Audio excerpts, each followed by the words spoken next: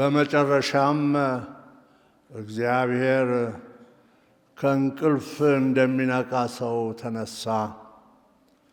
የወይን ጠጅ ጠጥቶ ድፍረት እንደሚሰማው ጀግና ሆነ።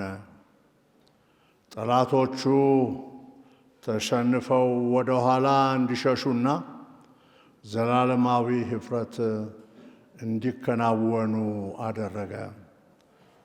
መዝሙር 78 ቁጥር 65።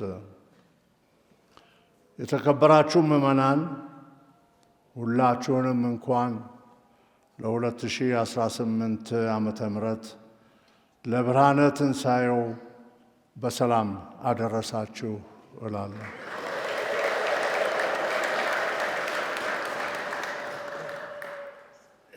ዛሬ የእምነታችን መሠረት የሆነውን ትልቅ በዓል እናከብራለን። ጌታችን በመስቀል ላይ ተሰቃይቶ ሲሞት የፈረዱበት ሰዎች ያሸነፉ መስሏቸው ነበር። እንዲያውም በወንጌሉ እንደምንሰማው ሊቀ ካህናቱና ፈሪሳውያኑ ወደ ጲላጦስ ሄደው ያ አሳሳች ከሞትኩ በኋላ በሦስተኛው ቀን እነሳለሁ ብሏልና ወታደሮች ስጠንና መቃብሩን እናስጠብቅ በማለታቸው ጲላጦስም ፈቅዶላቸው መቃብሩን በወታደሮች ሲያስጠብቅ እነዛ ደግሞ መቃብሩን አትመውት ነበር። ነገር ግን እግዚአብሔር ድል እንደተቀዳጀ ያውቅ ነበር። ታዲያ እኛም ይህንን ድል ልናከብር ዛሬ ተሰብስበናል። ሟች ሰዎች የሕይወትን ራስ ገደሉት። ነገር ግን ንጹሑ ጌታ ሙታንን ከሞት አስነሳ። ይህ ከምስራቾች ሁሉ የሚበልጥ የምስራች ነው። ለመሆኑ የክብር ንጉሥ የሆነው ኢየሱስ ለምን ወደዚህ ስቃይ መጣ? ብዙ ሰዎች የሚጠቅማቸውን ነገር ያገኙ ዘንድ በመከራ ያልፋሉ። ዞሮ ዞሮ በመጨረሻ የኔነትን ፍላጎት ለማርካት ብዙ መሯሯጥ፣ ብዙ መቸገር ሊከሰት ይችላል።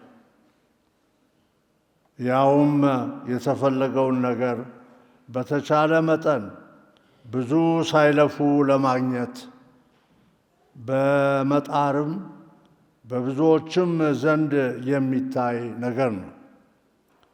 የኢየሱስ ሁኔታ ግን ከዚህ እጅግ የተለየ ነው።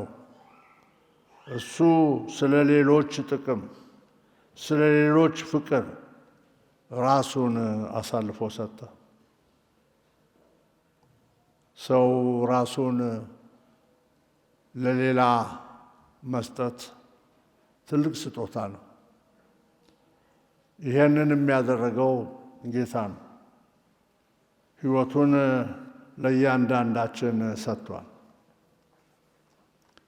ኢየሱስ የተቀበለው መከራ በእሱ ዘመን ለነበሩት ብቻ ሳይሆን እሱ በፈተና በፊትና በኋላ ለሚመጡትም በሙሉ ትሩፋትን ያስገኛል። ንጹሑ የአምላክ ልጅ ደም ኃጢአታችንን ያጥባል። የቀድሞው አዳም በትዕቢት እንደ እግዚአብሔር ለመሆን ተንጠራርቶ ውድቀትን አመጣ፣ ሞትን አመጣ። ሁለተኛው አዳም ክርስቶስ በትሕትና ክብርንና እንዲሁም ትንሣኤን አመጣ ይለናል ሐዋርያው ጳውሎስ ወደ ሮሜ እና ወደ ፊልጵስዩስ ሰዎች ከጻፈው መልእክት። የሰው ልጅ በመስቀሉ አምላክንና ሰውን አስታረቀ። የአምላክ ልጅ ነውና ከማንም ይበልጥ ፍጹም የሆነ መሥዋዕት ሊያቀርብ ይችላል። እንዲሁም ፍጹም ሰው ነውና በተሟላ ሁኔታ የሰውን መከራ፣ የሰውን ድክመት፣ የሰውን ረዳት ፈላጊነት ይወክላል። እኛም በእርሱ በኩል ምሕረትንና እርቅን አግኝተን አዲስ ፍጥረት እንሆናለን። በመስቀሉ ምስጢር ውስጥ ስንገባ ከመስቀሉ በኋላ ወደሚከተለውም ምስጢር መድረሳችን አይቀርም። እሱም የትንሣኤ የምስራች ነው። የሰው ልጅ ሕይወት በሞት የሚደመደም እንዳልሆነ እነሆ የክርስቶስ መነሳት ያስተምረናል። በዓላችንም ፋሲካ ይባላል። ፋሲካ ደግሞ መሻገር ማለት ነው፣ ድልድይ ማለት ነው። ከሞት ወደ ሕይወት መሻገር ማለት ነው ፋሲካ። የጥምቀታችንም ምስጢር ይህ እንደሆነ ቅዱስ ጳውሎስ ያብራራልናል። ከክርስቶስ ጋር ሞቶ ከክርስቶስ ጋር መነሳት ነው ይለናል። ከክርስቶስ ጋር መሞት ለኃጢአት መሞት ማለት ነው። ከክርስቶስ ጋር መነሳት ደግሞ ለአዲስ ሕይወት መነሳት ማለት ነው። አዲስ መሆን ነው። እንግዲህ የክርስቶስ ትንሣኤ ሰውን ብቻ ሳይሆን ፍጥረትን በሙሉ ያድሳል። ዓለም በሙሉ ለፈጠራትና ለሚያድሳት ጌታ ምስጋና እልል ትላለች። እኛም በዚህቹ ዓለም እንገኛለን። አብረን ምስጋና፣ ውዳሴ፣ ስግደትን፣ አምልኮ፣ ዝማሬንና እልልታን ድል ለነሳው ክርስቶስ እናቀርብለታለን። በኋላም መዘምራን ድል ነሳ ብለው ይዘምራሉ። ድል የነሳውም ጌታችን መድኃኒታችን ኢየሱስ ክርስቶስ ነው። ሞት በመቃብር ውስጥ ይዞት ሊቆይ ስላልቻለ ድል የነሳው የሰው ልጅ በሱ ላይ የዘጋውን የመቃብር ድንጋይ ፈንቅሎ መነሳቱ ነው። ጌታም ወደ ገሊላ ይቀድመናልና እንከተለው። በገሊላ የጠራቸውን ሐዋርያት በማርቆስ ወንጌል እናስታውሳለን። ጌታችን በመጀመሪያ ደቀ መዛሙርቱን በጠራበት ጊዜ ኑ ተከተሉኝ ነው ያለው። በወንጌሉም መጨረሻ እነዚሁኑ ደቀ መዛሙርት ይጠራቸዋል። እሱ ሲቀድም እነሱ ሲከተሉት፣ እኛም አብረን ስንከተል ወደ ብርሃን፣ ወደ እውነትና ወደ ሕይወት እንደርሳለን። ከመስቀል በኋላ ትንሣኤ ባይኖር ኖሮ የክርስትና ሃይማኖትም ባልኖረ ነበር። ኢየሱስ በዚህ ምድር ላይ ያከናወነውን ጉዞ መጨረሻው የሚያሳዝን ታሪክ ሆኖ በቀረ ነበር። ክፋትም ድል ነሳ፣ በጎ ነገርን አሸነፈ በተባለ ነበር። የሰው ልጆችም ተስፋ በጨለመ ነበር። ነገር ግን ትንሣኤ ልዩ፣ ያልተጠበቀ፣ ከሰው አእምሮ በላይ የሆነ መጨረሻን ያበስራል።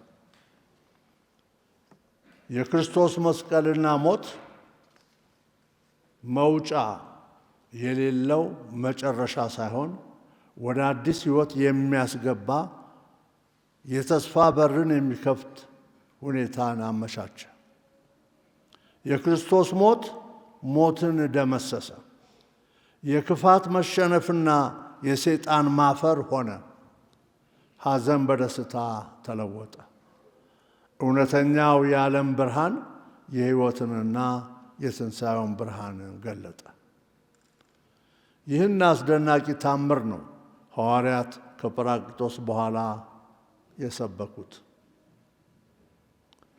ከሞት የተነሳውን ኢየሱስን ስላዩትና ስላነጋገሩት ነው በመንፈስ ቅዱስ ኃይል ተሞልተው ምንም ሳይፈሩ የመሰከሩት። በፊትማ በርና መስኮት ዘግተው ተደብቀው ተሸሽገው ነበር። መንፈስ ቅዱስ በእነሱ ላይ ከወረደ በኋላ ግን እውነተኛ መስካሪዎች ሆኑ። ስለዚህ እውነት ሲሉ ነው እስከ ሰማዕትነት የበቁት። ትንሣኤው እውነት ካልሆነ ሐዋርያት በከንቱ ሕይወታቸውን ሰጡ ማለት ነው። ነገር ግን ሐዋርያት እውነት ላልሆነ ነገር ለምን ሕይወታቸውን ይሰጣሉ? ኢየሱስ ከሙታን ተነስቷል በማለት የሚያገኙት አንዳችም ቁሳዊ ጥቅም እንዳልነበረ ግልጽ ነው። ጥቅም ካለ ጥቅሙ የሚሰጠው መቃብሩ ባዶ የሆነው ኢየሱስን ደቀ መዛሙርቱ በድብቅ አውጥተው አሽሽተውታል ብሎ ለሚናገር ሰው ነበር። መቃብሩ ባዶ የሆነው ክርስቶስ ከሞት ስለተነሳ ነው ማለት ግን ይልቁንም ለአደጋ ያጋልጥ ነበር። ብዙዎችንም የሰማዕትነት ድረስ ሕይወታቸውን ለክርስቶስ የሰጡት በዛ ምክንያት ነው። እንደምታውቁት ሐዋርያው ጴጥሮስ ጌታን 3 ጊዜ ካደው በመጨረሻ ላይ በቫቲካን ተራራ ላይ በሚገደልበት ጊዜ ትሰቀላለህ ሲሉት ስቀሉኝ ነው ያለው። ግን እንደ ጌታዬ አትስቀሉኝ፣ ዘግዝቃችሁ ስቀሉኝ ብሎ ተዘግዝቆ ነው የሞተው። ሊሰማ የማይፈለግ ዜና ነበርና ነው። ዜናውን ግን ማንም ሊያቆመው አልቻለም። ክርስቶስ መነሳቱን እነሆ እኛም ዛሬ እዚህ ሌሊት ተሰብስበን አባቶቻችን እንደሚሉት ያንኑ እንደግማለን። እኛም ይኸው ከ2018 ዓመተ ምህረት በኋላ እንዲህ እንላለን። ክርስቶስ ከሙታን ተለይቶ ተነሳ በታላቅ ኃይልና ስልጣን። ሰይጣንን አሰረው፣ አዳምንም ነፃ ወጣው። ሰላም ከእንግዲህ ወዲህ ደስታና ሰላም ሆነ። ምክንያቱም ጌታችን መድኃኒታችን ኢየሱስ ክርስቶስ እኛን ከእግዚአብሔር ጋር ያስታረቀበት የትንሣኤ ቀን ስለሆነና ያንን ስላበሰረልን ነው። እኛም የትንሣኤው ተካፋዮች ነን። ስለዚህ የትንሣኤ ጌታ ለሁላችንም ሰላምን፣ ምሕረትን፣ እርቅን ያውርድልን። አመለካከታችንንም ይቀይርልን። ክፋት፣ ግጭት፣ ጥላቻ፣ ቂም በቀል፣ ጦርነት የትንሣኤው ፍሬዎች አይደሉም።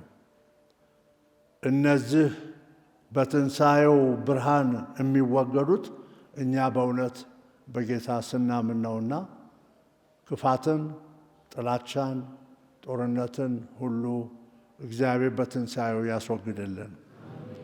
እኛንም ሁላችንንም የሰላም የእርቅ ሰዎች ያድርገን፣ የሰላም መሳሪያዎችም ያድርገን። አባታችን ርዕሰ ሊቃነ ጳጳሳት አቡነ ሌዮ 14ኛ መላው ካቶሊካውያንን ስለ ሰላም እንዲጸልዩ ተማጥነዋል። ትናንትም በመንበረ ጴጥሮስ ይኸው የሰላም ጸሎት ሲደረስ ነበር። በአሁኑ ጊዜ ዓለም ሰላምን ትሻለች። እኛስ ውዱ ሀገራችን ኢትዮጵያ ሰላምን ትሽ የለ ትፈልግ የለ እና ለሀገራችን ለኢትዮጵያም ሰላም፣ ለጎረቤቶቻችን ጎረቤታችን ሱዳን እንኳን የእርስ በርስ ጦርነት ከጀመሩና መተላለቅ ከጀመሩ ይኸው 3ኛ ዓመት ሆነ። ከዛም ማለፍ ብለን ብንሄድ ወደ መካከለኛው ምስራቅ በእስራኤል፣ በኢራን፣ በአሜሪካ እንዲሁም በሊባኖስ በሌሎችም ሀገሮች ሰላም የለምና የሰላሙ ንጉሥ ሰላሙን እንዲሰጠን ስለ ሰላም እንጸልይ ብለው ተማጥነዋልና እኛም ይሄንን የሰላም ጥሪ በመቀበል ቆመን የሰላምን ጸሎት አብረን እናደርሳለን።